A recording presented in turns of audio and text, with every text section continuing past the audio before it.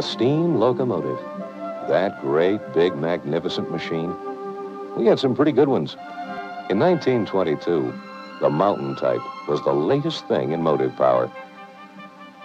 But hotshot trains got heavier and had to go faster, and engines to run longer. And when more than once one of these big 482s out of the roaring 20s couldn't make the grade in the competitive 30s, the boss said to get something better. The new 800 class Northern type needed to be the best ever seen on an American railroad.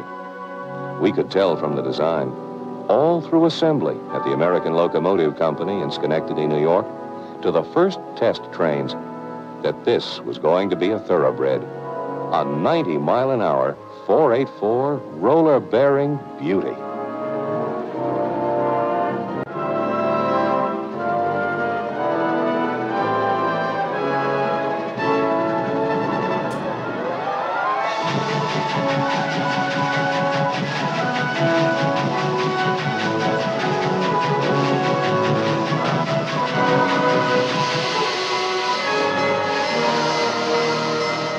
Well, I was never on a locomotive that anywhere near compared to it for ease of maintenance or ease of operation. It was just a first-class steam locomotive.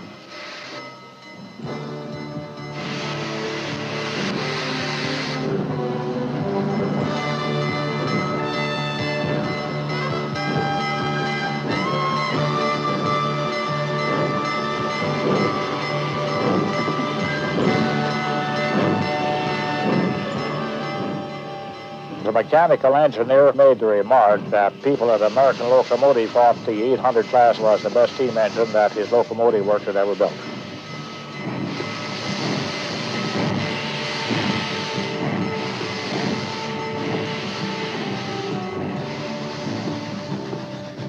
The people on this Union Pacific Railroad think that is their locomotive. They're very proud of it because it's their locomotive.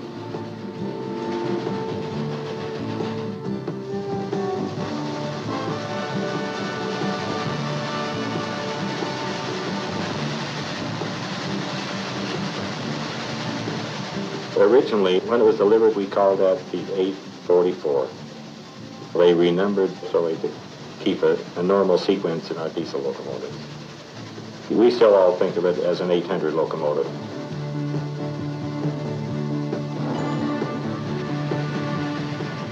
It's the nostalgia of steam. There's so many people now that have never seen a steam engine. I think it's the parents and grandparents talking to children that have never experienced the sight of a steam engine or watched it operate that probably brings it on.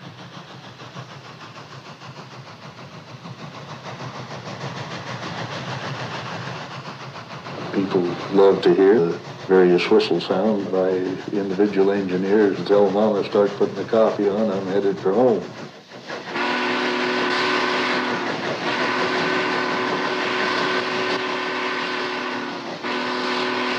And they use the whistle and a certain rhythm in the whistle to tell them this is me that's coming.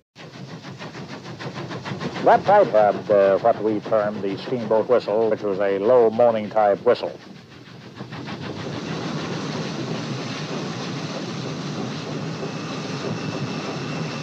Clear rock. The block is clear, the railroad is clear. Did you notice I had a hot for you? Yeah. How's the water? Overloaded. You're always complaining about too much water. Overloaded. Always.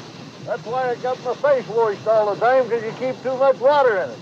Well, it's either too high or too low. Too much smoke, not enough smoke. No pleasing the hoghead. No two men had to work together more closely than the engineer and the fireman. And it was quite an accomplishment to bring one of those big locomotives of the train, set it down at the coal chute, and have had a successful trip. With the 800 locomotive, if you've got 300 pounds of steam and you've got an 88 driver, there's no effort to put it to 100 miles an hour.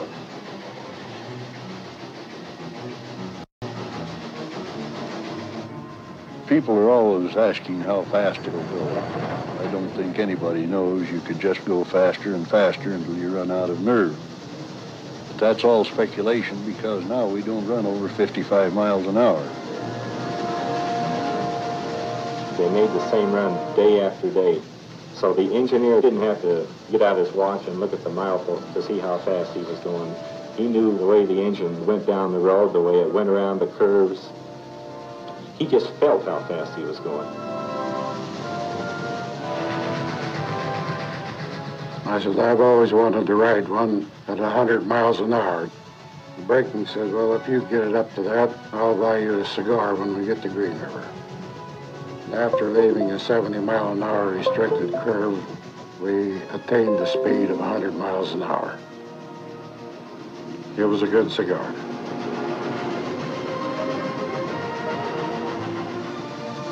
Running an engine wasn't something you learned out of a book. You had to have a feeling, the seat of your pants. It just seemed like engineers were born, not always made.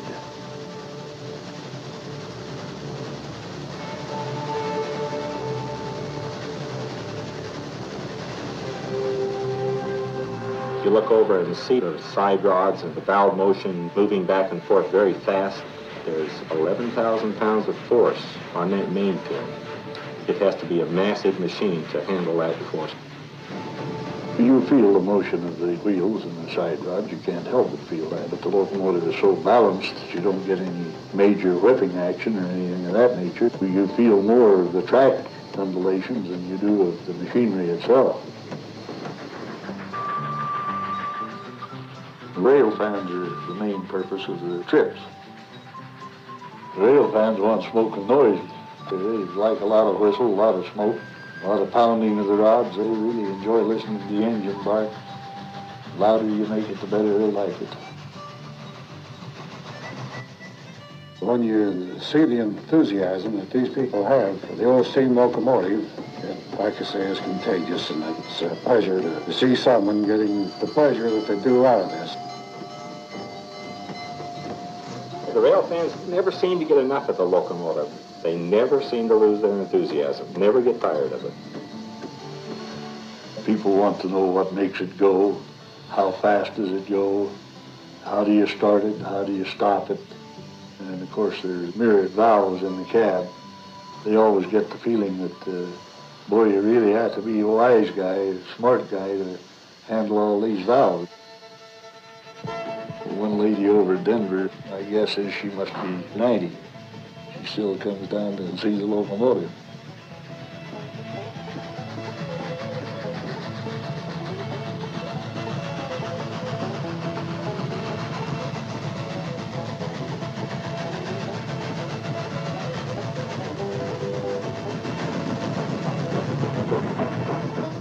The most memorable trip in my mind is when we started at Omaha and covered the western states and wound up at the World's Fair in 1974.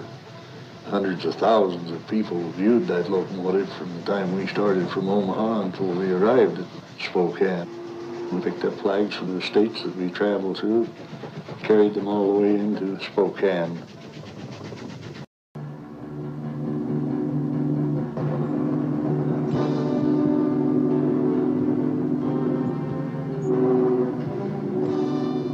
Pleasure to fire it, run it. It was a great big roaring mass of muscle.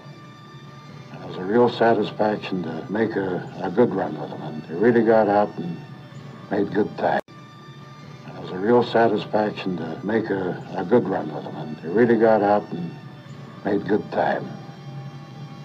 It made you feel like you were accomplishing something, and it was nice being an engineer. Like an avalanche or the quaking earth, 1,000 faces pass. A moment and are gone, like whirlwind sprites, scarce seen. So much the roaring speed benights all sense and recognition for a while. A little space, a minute, and a mile. Then look again. How swiftly it journeys on. Away, away along the horizon, like drifted cloud to its determined place. Power, speed, and distance melting into space.